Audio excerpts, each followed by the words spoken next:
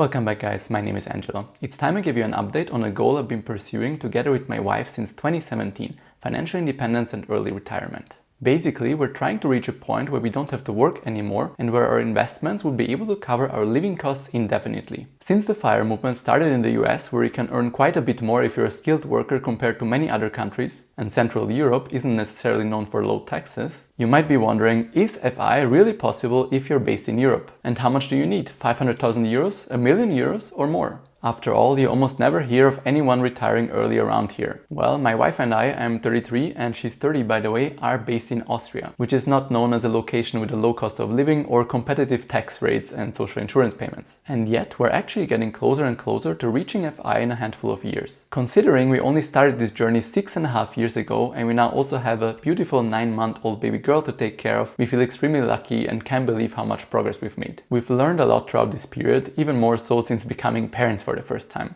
I want to share all of that with you today. You'll also find out some of the principles that got us here in the first place. Before I jump right into it, don't forget to gently tap that like button for more videos like this and to subscribe if you haven't already. Also, please don't forget that none of this is investment advice, I'm just sharing what we're doing. Okay, let's start at the beginning. How did we get here? Both of us are pretty minimalist when it comes to what we spend our money on. We discovered the concept of minimalism back in 2016 and it really resonated with us. It doesn't mean we're cheap by any means. I've always loved tech gadgets, for example. We simply ask ourselves these 3 questions before spending money. First, does the value we're getting from a purchase or restaurant visit match the price? Second, is what we're buying worth whichever number of work hours required to pay for it? Or would we be happier if we had more free time and needed to work less instead? And third, do we really need something or are we making an impulse purchase simply because something is on discount right now? As it turns out, the two of us were really happy living in a small, very inexpensive studio apartment for 7 years. That allowed me to take the risk of self-employment as I had less pressure due to our low living expenses. Despite friends and family members frequently encouraging us to move to a larger place, after all we could easily afford it, we were really grateful for the freedom this one part of our life gave us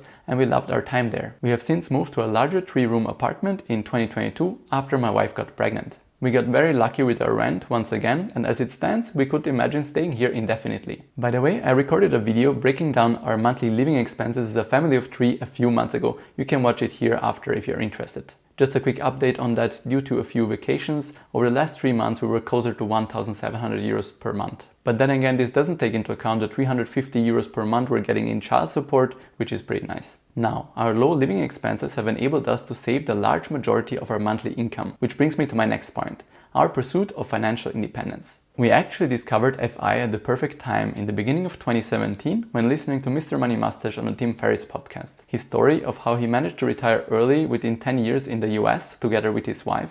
And the simple math behind it really resonated with us. After diving deeper into the topic both on his blog and in several books, for example The Simple Path to Wealth by J.L. Collins, we started buying our first ETFs. We started by overcomplicating it in the beginning with several ETFs and ultimately landed on a simple, low-cost passive 1 ETF solution, where we just buy the Vanguard FTSE All-World, covering over 3,600 stocks from all across the world every month. This is the main pillar of our early retirement strategy. Our ETF portfolio has grown significantly since we started to over 234,400 euros in value, with a total return of over 45,000 euros coming from capital gains and paid out dividends. By the way, if you're looking for the best low-cost brokers in Europe to get started with ETFs and you'd like to support me, feel free to use my links down below in the description. Now, while ETFs represent the large majority of our portfolio, we also have 2 other investments. About 40,000 euros are invested on a handful of peer-to-peer lending platforms. You can see my current top 3 in this video right here. And pretty much the same is in crypto after its latest run, equally split between Bitcoin and Ethereum. I prefer crypto as a high-risk bet for a small portion of our portfolio,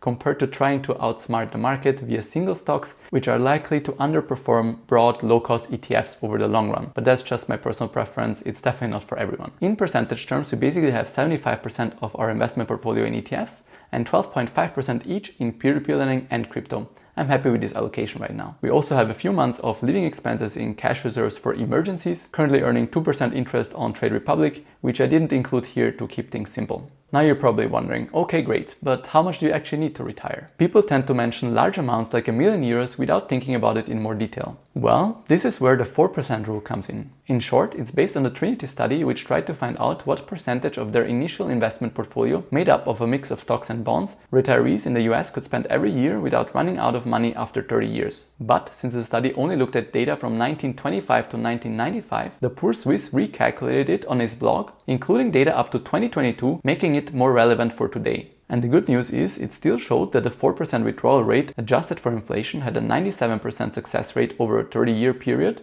with a 100% allocation to stocks, a 93% success rate over 40 years, and an 87% success rate over 50 years. Not only that, in the vast majority of cases, retirees ended up with a much larger investment portfolio than they started their retirement with, even after withdrawing an inflation-adjusted 4% of its initial value every year for 30 to 50 years. Now, obviously all of this is based on the US, where the stock market performed very well over the past 150 years and nobody knows the future.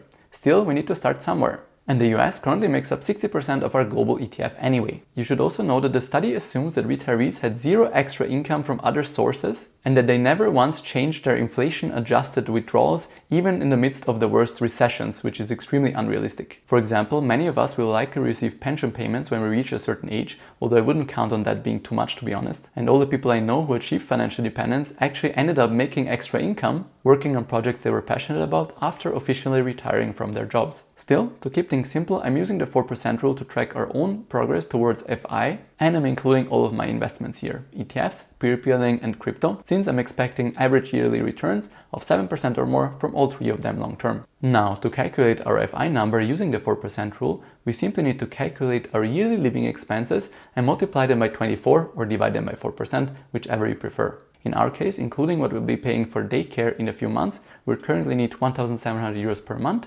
times 12, so 20,400 euros per year for our family of 3. Multiplied by 25, we would get to 510,000 euros we would need invested to retire early and never have to work again. Since our portfolio is currently standing at about 314,000 euros, this means we're 61.57% of the way there. So we still have some ways to go.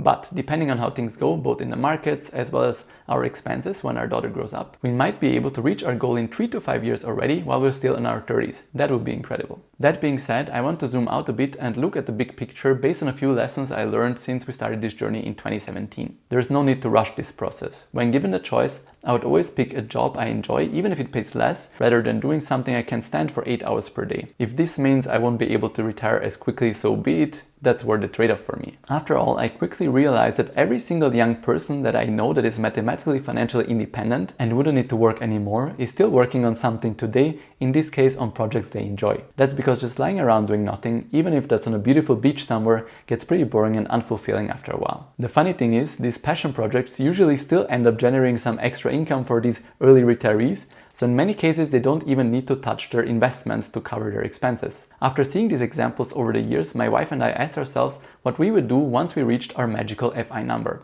and what's actually stopping us from doing that already today. That's something we've been trying to implement more and more. After all, we already have plenty of money saved up, over 15 years of living expenses as it stands, so we don't need to worry about our monthly expenses for a while. For example, my wife is now doing graphic design work which she loves, even though she has a master's degree in something else which can earn her a lot more. And I'm choosing to spend more time working on projects like the YouTube channel you're watching right now. I would want to be doing exactly this right here if money was not a factor anymore, and I have every single one of you to thank for all the positive feedback and the support you've given me over the years. All I'm trying to say is that sometimes it's worth taking a step back to reflect on what it is you would want to do with your time once you reached your financial goals. Maybe there's a way for you to live that life already before that time comes. One thing that's really important to us is being able to spend plenty of time together as a family. Thus, I'm so grateful that we started this journey almost 7 years ago and that our finances now allow us to be a lot more relaxed when it comes to how many hours we need to work, so that we don't have to miss any part of our baby girl growing up, which is happening way too quickly anyway.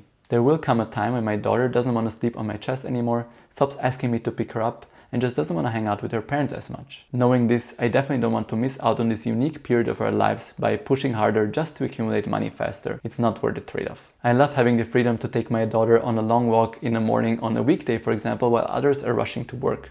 I actually did this yesterday to help my wife get some extra sleep after she had a rough night with her. Or as Sahil Bloom puts it, what I used to consider a flex, flashy car, expensive watch, $200 of wine. What I now consider a flex, being able to take my son swimming at 1 p.m. on a Wednesday. Freedom is worth more than anything else. I couldn't agree more. Obviously, your situation is likely different from ours. Our low rent in particular, us not needing a car in Vienna, and the low cost for childcare in Austria give us an extra advantage compared to what it's like in other countries in Europe. Depending on your own savings rate, in this example starting from a net worth of 0, it might take you a long time to be able to fully retire financially. Still, I believe reaching financial independence is possible in Europe as well, and hopefully this video gave you some insights on how you can calculate your own FI number. Depending on your expenses, it might be lower than you think. Just don't forget to also take some time to reflect on how you would want to spend your time once you reach your financial goals. Perhaps there's a way for you to pursue that activity a lot sooner and who knows, make a living from doing it already in the near future instead of waiting for retirement. Either way, our pursuit of financial independence since 2017 and the habit of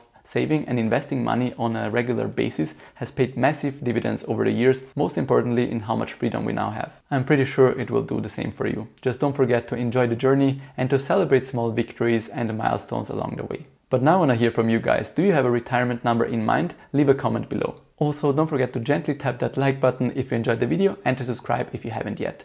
If you'd like to support me, feel free to use my links down below in the description to the best low-cost brokers for ETFs in Europe. Thank you guys so much for watching, have a wonderful day, and until next time.